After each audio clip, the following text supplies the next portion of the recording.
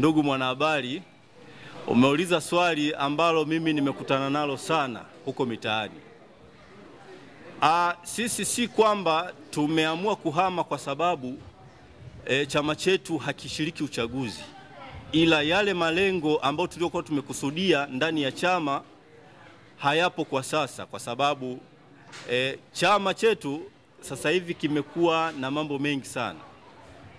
Chama chetu kimekuwa na mambo mengi. Ukiangalia sasa hivi kwa makusudi tu mtu anakuambia kwamba sisi hatuwezi kufanyaje, hatuwezi kushiriki uchaguzi. Katiba ya nchi iko wazi kwamba kila baada ya miaka 5 tunapaswa tushiriki uchaguzi, tufanye uchaguzi. Sasa kama kuna changamoto zozote, unapaswa wewe kama kiongozi au chama cha siasa uingie kwenye uchaguzi, uende ukapambane nazo hizo changamoto ukiwa ndani ya ulingo. Sasa mimi binafsi sihami chama kwa sababu ya kwenda kutafuta nafasi yoyote. Sina lengo, sina nia kugombea cheo chochote kile, kwa sababu ukizingatia hapa nilipo nimeacha cheo changu cha ukatibu wa wilaya na sina wazo la kugombea udiwani wala ubunge. Kwa nimeamua mwenyewe kwa maamuzi yangu. Chief, umetuambia ulikuwa katibu wa wilaya wa chama pale Kaliua. Tumetoka kwenye uchaguzi wa serikali za mitaa siku sio nyingi. Na uchaguzi ule nyinyi ndio mlitoka front mkatueleza kwamba hakuwa uchaguzi kwenye mazingira rafiki kwenu. Pengine unaweza kutupitisha, wewe ndio ulikuwa mtendaji mkuu wa shughuli za chama, mpaka unaachia kiti hiki, umeacha mitaa mingapi kutoka kwenye uchaguzi ulioacha nyuma, ama vijiji vingapi au vitongoji vingapi ambavyo vilikuwa sehemu ya mafanikio kama mtendaji mkuu kwenye level hiyo ya wilaya?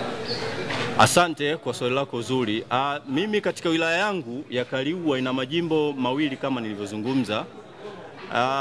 Kati ya majimbo yote hayo mawili nimeacha wenye viti wa vitongoji wawili na mwenyekiti wa kijiji mmoja.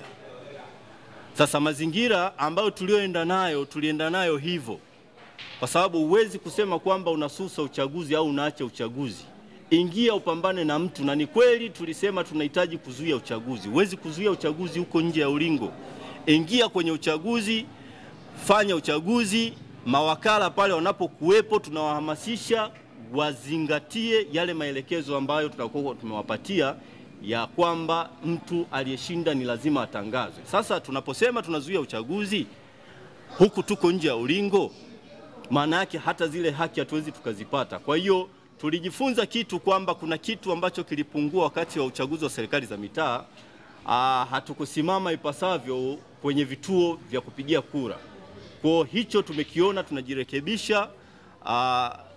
Pindi tutakapopata mlango mwingine au nitakapopata mlango mwingine wa kwenda kufanya siasa, na nina hakika nitapata madiwani wengi iwapo nitapata mlango sahihi wa kwenda kufanya siasa kwa kusimamia vizuri katika maeneo ya vituo vya upigaji wa kura.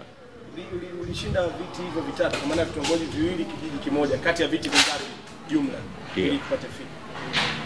Yaani hivyo ulipata vitongoji viwili wakati wa utekelezaji wa majukumu yako na kijiji kimoja.